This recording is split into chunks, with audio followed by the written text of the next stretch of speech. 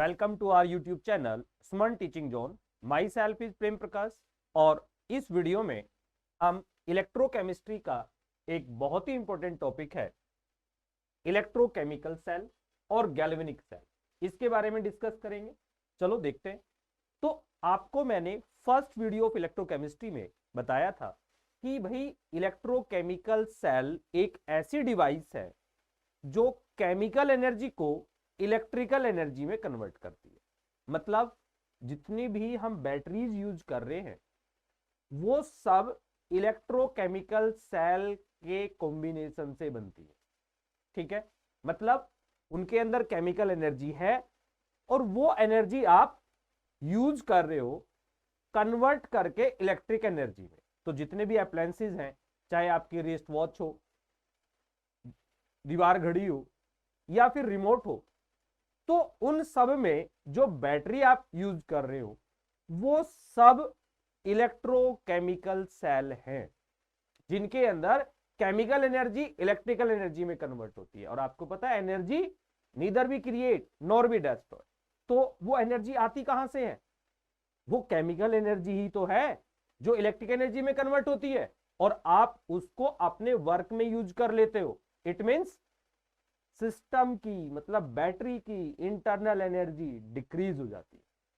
तो जितने भी इलेक्ट्रोकेमिकल प्रोसेस है उसमें सिस्टम की मींस बैटरी की इंटरनल एनर्जी डिक्रीज होती। फाइन। अब ये प्रोसेस चलता कैसे? अगर हम देखें भाई ये केमिकल एनर्जी इलेक्ट्रिकल एनर्जी में कैसे कन्वर्ट हो रही है, तो हम देखेंगे कि बाय द रिडॉक्स रिएक्शन। तो जो ये कन्वर्जन है, इवन मैं तो ये पहले बता चुका आपको, चाहे वो इलेक्ट्रिकल एनर्जी केमिकल एनर्जी में कन्वर्ट हो रही हो या केमिकल एनर्जी इलेक्ट्रिकल एनर्जी में कन्वर्ट हो रही हो, वो सब क्या है? रिडॉक्स रिएक्शंस हैं, रिडॉक्स प्रोसेस है। तो यहां पर जो कन्वर्जन है एनर्जी का वो एक रिडॉक्स रिएक्शन। और जो रिडॉक्स प्रोसेस है, जितनी भी रिडॉक्स रिएक्शन है, जो फिजिएबल रिडॉक्स रिएक्शन है, उनको हम गैल्वेनिक सेल की तरह यूज कर सकते हैं। तो it means all the redox reaction are a galvanic cell. अब कैसे? मैं एक एग्जांपल लेता हूं। आपके पास एक रिएक्शन है zinc solid Cu2 plus aqueous, ionic reaction लिख रहा हूं मैं। सी रिएक्शन कर रहा है और क्या बना रहा है? Cu solid and zinc 2 plus aqueous. ये एक रिडॉक्स रिएक्शन है जिसमें जिंक इलेक्ट्रॉन्स लूज कर रहा है। तो ये कौन सी रिएक्शन है? ऑक्सीडेशन।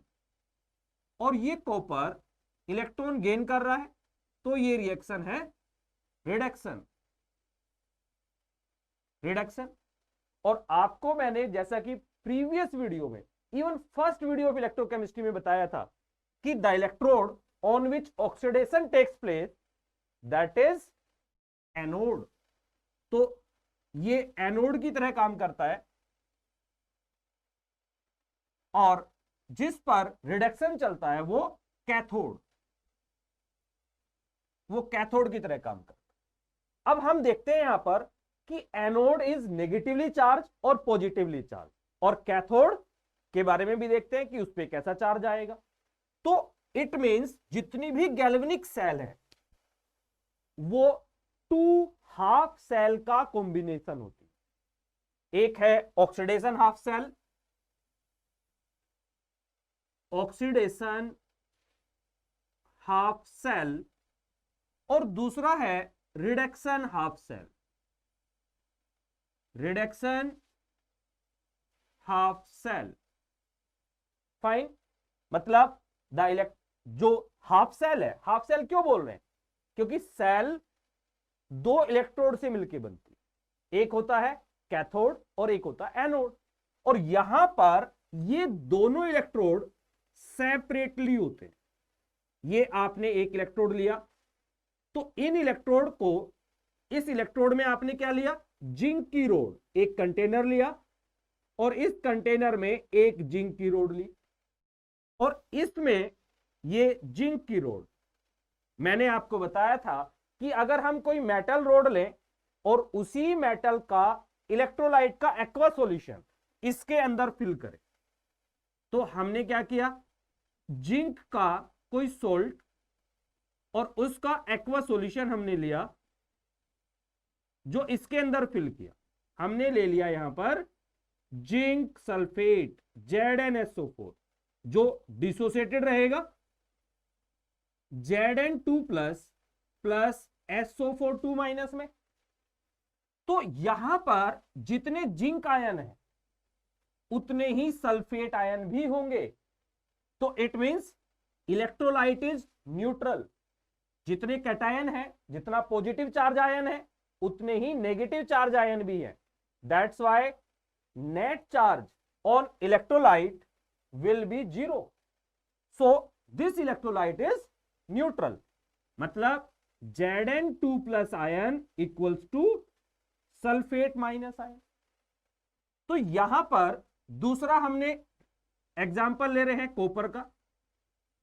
तो ये एक कॉपर की रोड, क्योंकि हमें एक्टिव इलेक्ट्रोड चाहिए, एक कॉपर की रोड और इसके अंदर हमने कॉपर सल्फेट को फिल किया। कॉपर सल्फेट मतलब कॉपर का ही इलेक्ट्रोलाइट। तो ये लिया हमने कॉपर सल्फेट CuSO4 जो डिसोसिएटेड रहेगा Cu2 प्लस SO4 2 माइनस। ये क्योंकि वाटर में डिजोल्व कर रहे, तो all these ion are in aqueous form. Similarly here also these are aqueous. Fine. तो यहां पर ये जिंक रोड है, जिंक को जिंक सल्फेट में डिप किया, कॉपर रोड है, कॉपर को कॉपर सल्फेट में डिप किया। हम यही जो ये वाली जो रिडॉक्स रिएक्शन है उसी को सेल की तरह यूज करने वाले हैं। ठीक है। तो क्या हो रहा है इसमें देखो, यहां पर ये जो जिंक की रोड है, जिंक की रोड किससे मिलकर बनी है, जिंक के एटम से। तो यहां पर जो जिंक का ये रोड है, इसमें से जिंक के एटम्स जो है वो ऑक्सीडाइज होने लगते हैं। कैसे ऑक्सीडाइज होंगे, ये जो जिंक है, जिंक सॉलिड इलेक्ट्रॉन लूज करेगा, ऑक्सीडाइजेशन में लॉस ऑफ इलेक्ट्रॉन होता है, और ये Zn2 प्लस एक्वस में कन्वर्ट होएगा और ये 2 इलेक्ट्रॉन लूज कर रहा है। तो ये जो एटम है ये 2 इलेक्ट्रॉन किसको देगा, इलेक्ट्रोड को, और खुद इलेक्ट्रॉन्स लूज करके कहां पे आ जाएगा, इलेक्ट्रोलाइट में। तो जब यहां से एक एटम ऑक्सीडाइज होके Zn2 प्लस बनाया और इलेक्ट्रोलाइट में आ गया, तो क्या हो गए, Zn2 प्लस अब सल्फेट आयन के इक्वल नहीं रहे। क्या हो गया, यहां पर जिंक आयन ज्यादा हो गए सल्फेट आयन से। That's why this electrolyte become positively charge. और क्योंकि ये एटम अपना इलेक्ट्रॉन्स लूज करके किसको दिया, रोड को, तो this zinc road become electron rich. और इलेक्ट्रॉन रिच इलेक्ट्रोड कैसे होते हैं, नेगेटिवली चार्ज। तो यहां पर जो जिंक रोड है वो नेगेटिवली चार्ज हो जाती है, और क्योंकि इस पे चल कौन सी रिएक्शन रही है, ऑक्सीडेशन, ऑक्सीडेशन, इसीलिए this electrode act as anode. ये किसकी तरह काम कर रहा है, एनोड की तरह काम कर रहा है। तो this electrode act as anode. अभी यहां पे आ जाते हैं, इसमें क्या हो रहा है, अभी इसमें भी सेम, जितने कॉपर आयन है उतने ही सल्फेट आयन भी है। तो number of copper ion equals to number of sulphate ion, जिसका रिजल्ट क्या आएगा, इसका रिजल्ट आएगा दिस इलेक्ट्रोलाइट इज न्यूट्रल। जैसे ये न्यूट्रल था लेकिन अब न्यूट्रल नहीं रहा है, जैसे रिएक्शन चली तो this electrolyte is not neutral. तो क्या हो रहा है, ये जिंक आयन ज्यादा हो गए तो इलेक्ट्रोलाइट हो गया पॉजिटिवली चार्ज और इलेक्ट्रोड हो गया नेगेटिवली चार्ज। अब यहां पे आते हैं, कॉपर में क्या हो रहा है, कॉपर को जब आप कॉपर सल्फेट में डिप करते हो तो भाई यहां से जो कॉपर आयन है Cu2 प्लस एक्वस आयन, वो इस इलेक्ट्रोड कॉपर रोड के पास जाते हैं और कॉपर रोड से 2 इलेक्ट्रॉन्स गेन कर लेते हैं। तो क्या होगा, ये कॉपर सॉलिड में कन्वर्ट होगा और this copper solid deposit on the surface of this road, इसी रोड पे डिपॉजिट हो जाएगा। तो क्या हो रहा है, कॉपर आयन कम हो जाते हैं, किससे, सल्फेट आयन से। तो जिसका रिजल्ट क्या आने वाला है, जब कॉपर आयन कम हो जाएंगे, copper ion becomes less, Cu2 plus ion becomes less then sulphate ion, तो this electrolyte become negatively charge, क्योंकि यहां पे एनायंस ज्यादा हो गए और इस रोड ने इलेक्ट्रॉन्स किसको दे दिया, कॉपर आयन को। तो दिस इलेक्ट्रोड, जो कॉपर रोड है, क्योंकि वो इलेक्ट्रॉन्स दे रही है, तो इट बिकम इलेक्ट्रॉन डेफिशिएंट। और आपको पता है electron deficient body is positively charge, तो this copper rod become positively charge.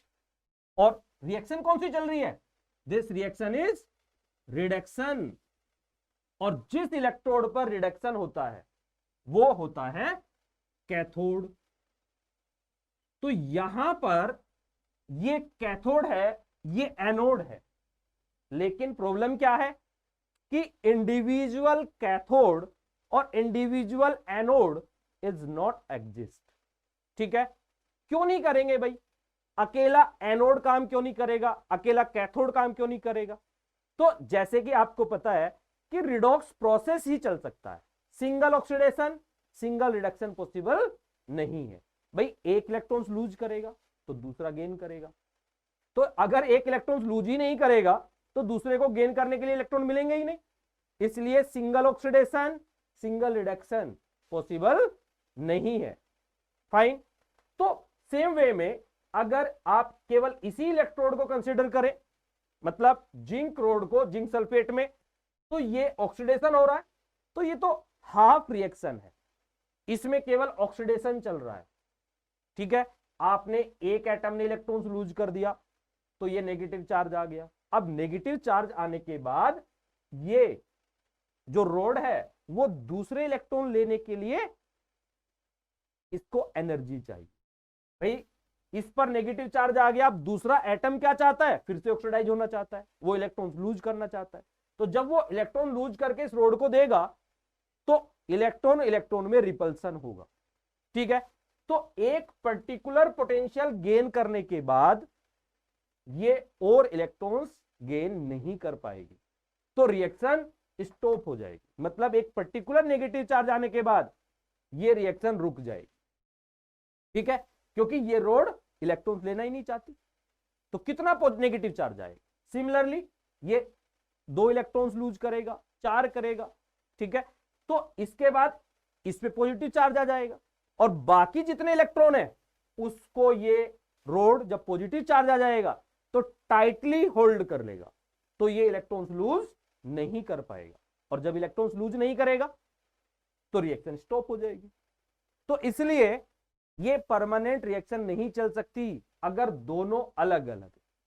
तो ये क्या हुआ, this is the half cell, कौन सा, ऑक्सीडेशन हाफ सेल जिसमें ऑक्सीडेशन चल रहा है, और ये सेल है रिडक्शन हाफ सेल जिसमें रिडक्शन चल रहा है, और दोनों सेल इंडिविजुअल पॉसिबल नहीं है। ठीक है, क्योंकि रिडॉक्स रिएक्शन ही पॉसिबल है। तो अब हमें इन दोनों को कनेक्ट करना है, लेकिन कैसे, इलेक्ट्रिकली कनेक्ट करना है। अगर आप इन दोनों को यहां से मिक्स कर देंगे तो इलेक्ट्रोलाइट आपस में मिक्स हो जाएंगे, और जब इलेक्ट्रोलाइट आपस में मिक्स हो जाएंगे तो ना तो ये एक्टिव इलेक्ट्रोड रहेगा ना ही ये एक्टिव इलेक्ट्रोड रहेगा। ठीक है, तो हमारी कंडीशन क्या है कि हम जिंक सल्फेट को, जिंक रोड को जिंक सल्फेट के अंदर ही डिप रखें और कॉपर रोड को कॉपर सल्फेट के अंदर डिप करें, तभी रिएक्शन चले। तो हमने इसके लिए क्या सोचा कि भाई हम इनको इलेक्ट्रिकली कनेक्ट करते हैं, तो कुछ ऐसा सिस्टम बनाया कि बिना इलेक्ट्रोलाइट मिक्स हुए ये आपस में इलेक्ट्रिकली कनेक्ट हो जाए, और वो होता है सोल्ट ब्रिज। ये सोल्ट ब्रिज क्या है? सोल्ट ब्रिज एक यू शेप ट्यूब है, यू शेप ट्यूब, ठीक है, जो इस साइड से भी इलेक्ट्रोलाइट में डिप रहेगी, इस साइड से भी इलेक्ट्रोलाइट में डिप रहेगी, और इसके अंदर सोल्ट लाइक NaCl या KCl को अगर एक सब्सटेंस होता है जेली लाइक सब्सटेंस, ठीक है, उससे मिक्स करके इसमें फिल कर देते हैं, तो ये है अगर एंड सोल्ट का मिक्सचर, इसीलिए इसको सोल्ट ब्रिज बोलते हैं। तो यहां से इलेक्ट्रॉन, मतलब ये दोनों इलेक्ट्रोलाइट, जो this electrolyte is negatively charge and this electrolyte is positively charge, तो इस टाइप से दोनों इलेक्ट्रिकली कनेक्ट हो जाते हैं, and this electrode is negatively charge and this electrode is positively charge, और इस टाइप जो ये सेल पूरा सिस्टम बना, इसको हम बोलते हैं गैल्वेनिक सेल या इलेक्ट्रोकेमिकल सेल। तो हम हमेशा जो ऑक्सीडेशन सेल है, ठीक है, उसको राइट साइड में लिखते हैं, और जो रिडक्शन हाफ सेल है उसको लेफ्ट साइड में लिखते हैं। तो फॉर एग्जांपल मुझे इस रिएक्शन को रिप्रेजेंट करना है एज सेल, मतलब representation of a galvanic cell, ठीक है, तो हमें रिप्रेजेंट करना है गैल्वेनिक सेल को, ठीक है, और किससे करेंगे represent? From A redox reaction. मैं जैसे बताया था कि सारी रिडॉक्स रिएक्शन एक सेल है। अब मुझे इसको रिप्रेजेंट करना है, तो रिप्रेजेंट करने का तरीका क्या है? सबसे पहले हम लिखेंगे Zn, जिंक, जो ऑक्सीडेशन हो रहा है, मतलब first of all we write the oxidation half cell, तो जिंक कन्वर्ट हो रहा है Zn2+, फाइन, और कॉपर रिड्यूस हो रहा है, कॉपर 2+ कन्वर्ट हो रहा है कॉपर सॉलिड में, और दोनों के दोनों किससे कनेक्ट है? सोल्ट ब्रिज से, तो ये सोल्ट ब्रिज का सिंबल है, पैरेलल लाइन। तो ये हुआ रिप्रेजेंटेशन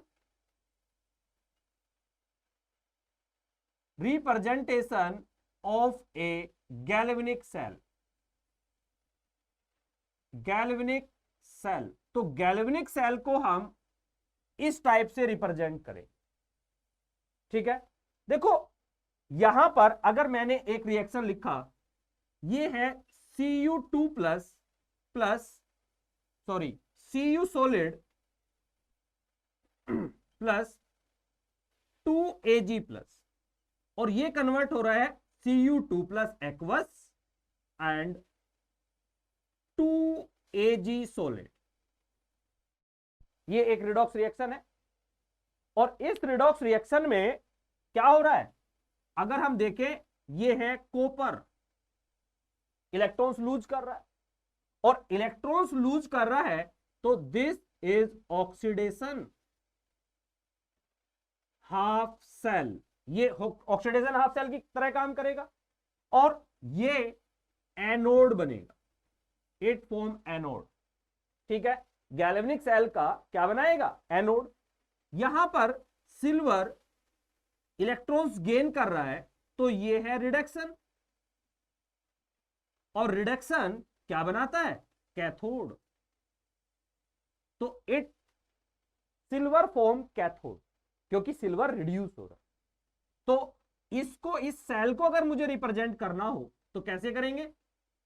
Cu solid कन्वर्ट हो रहा है Cu2+ में, एंड Ag+ कन्वर्ट हो रहा है Ag solid में, and both half cell are connect with salt bridge. तो किसी भी रिडॉक्स सेल को आप, रिडॉक्स रिएक्शन को आप सेल की तरह रिप्रेजेंट कर सकते हैं।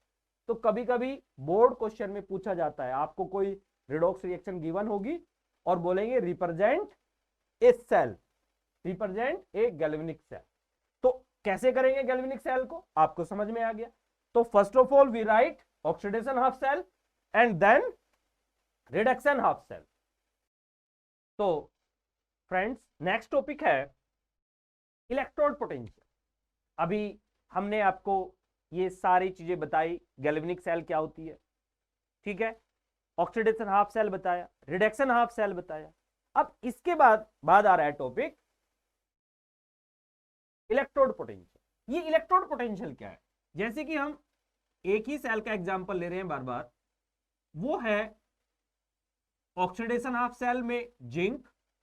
हमने ये जिंक रोड लिया और इसमें जिंक सल्फेट का एक्वस सॉल्यूशन फिल कर दिया, ये जिंक सल्फेट का एक्वस सॉल्यूशन। फाइन। तो आपको बताया था मैंने कि भाई यहां से क्या हो रहा है, इसमें से एक जिंक एटम ऑक्सीडाइज हो रहा है और ऑक्सीडाइज होके कहां आ रहा है, Zn2+ एक्वस इलेक्ट्रोलाइट के अंदर आ जाता है। फाइन। तो यहां से ऑक्सीडेशन चल रहा है और ऑक्सीडेशन से क्या हो रहा है, ऑक्सीडेशन के थ्रू जिंक एटम ऑक्सीडाइज हो रहे हैं और इलेक्ट्रोलाइट के अंदर आ रहे हैं, ठीक है, और इसको अपने इलेक्ट्रॉन्स लूज करके आ रहे हैं। तो इलेक्ट्रॉन्स किसको दे रहे हैं, इलेक्ट्रोड को, और खुद कहां जा रहे हैं, इलेक्ट्रोलाइट के अंदर, जिसकी वजह से Zn2+ आयंस ज्यादा हो जाते हैं सल्फेट आयन से, बता चुका मैं ये। तो इस पर जो इलेक्ट्रोलाइट है, electrolyte become positively charge and this electrode become negatively charge. मतलब आप कुछ ऐसे समझ सकते हो, ये जिंक रोड है और ये इलेक्ट्रोलाइट है, तो इलेक्ट्रोलाइट हो गया पॉजिटिवली चार्ज और इलेक्ट्रोड हो गया, जिंक रोड हो गई नेगेटिवली चार्ज। तो इस इलेक्ट्रोड और इलेक्ट्रोलाइट के बीच में एक पोटेंशियल डिफरेंस डेवलप हो गया और this potential difference is called electrode potential, ठीक है। तो it is the potential difference between electrode and it's ionic solution, बोले तो इलेक्ट्रोलाइट। तो इलेक्ट्रोलाइट और इलेक्ट्रोड के बीच में जो पोटेंशियल डिफरेंस आता है that is called electrode potential. Similarly आपने ये दूसरा इलेक्ट्रोड लिया, कॉपर इलेक्ट्रोड, और कॉपर इलेक्ट्रोड को आपने कॉपर सल्फेट के अंदर डिप किया, तो क्या हो रहा है, यहां से कॉपर आयन इस इलेक्ट्रोड के पास जा रहे हैं और इलेक्ट्रोड से इलेक्ट्रॉन गेन कर रहे हैं। तो ये जो इलेक्ट्रॉन है वो इस आयन को मिल रहा है, तो this electrode become electron deficient, जिससे इस पर आ जाता है negative charge, sorry electron deficient, तो इस पे आ गया पॉजिटिव चार्ज। और यहां पर क्योंकि कॉपर आयन रिड्यूस हो गए तो कॉपर आयन कम हो जाते हैं, becomes deficient then sulphate ion. तो this electrolyte become negatively charged due to presence of more number of anion, और ये रोड हो गई डेफिशिएंट, तो इस पे पॉजिटिव चार्ज। तो यहां पर आप इसको ऐसे देख सकते हैं कि ये रोड है इलेक्ट्रॉन डेफिशिएंट, मतलब कैरी पॉजिटिव चार्ज, और electrolyte having more anion than the cation, that's why it become negative charge. तो क्या होगा, यहां पर भी एक पोटेंशियल डिफरेंस डेवलप हो जाता है, इसको भी इलेक्ट्रोड पोटेंशियल बोलेंगे।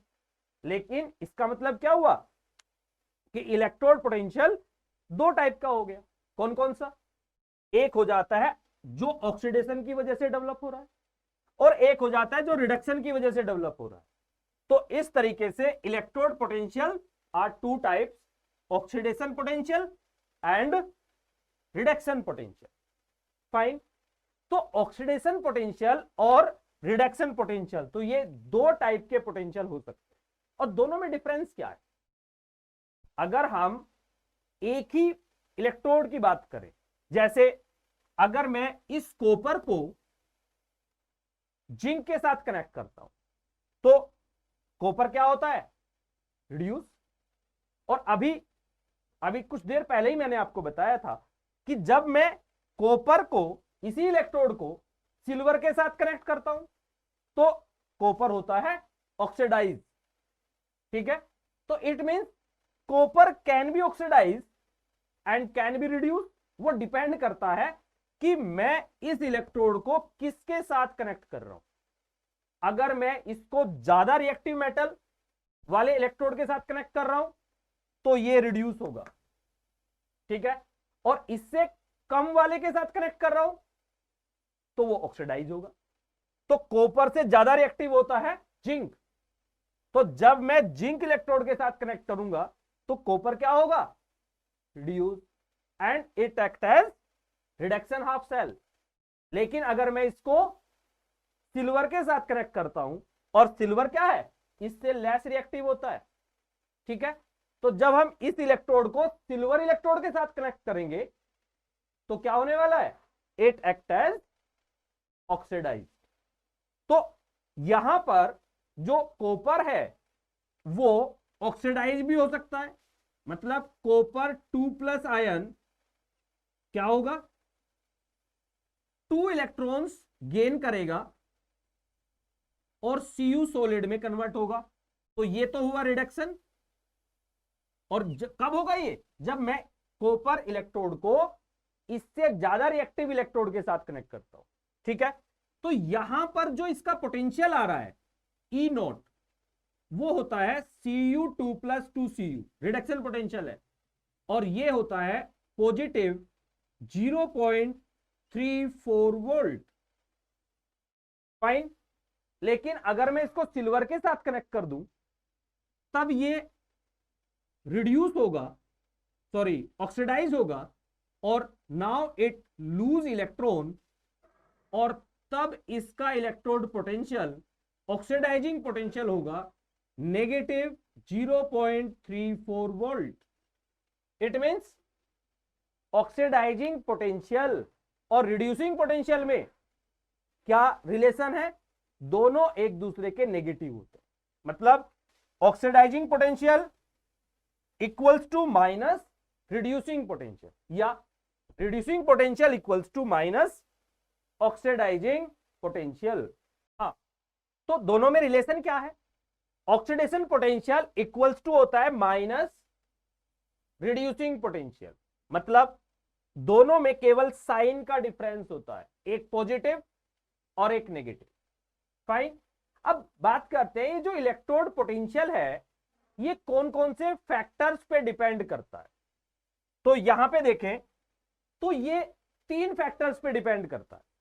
एक, नेचर ऑफ इलेक्ट्रोड, हम जो इलेक्ट्रोड हम इसके अंदर ले रहे हैं मतलब मेटल, तो किस पे डिपेंड करता है, nature of electrode and nature of electrolyte.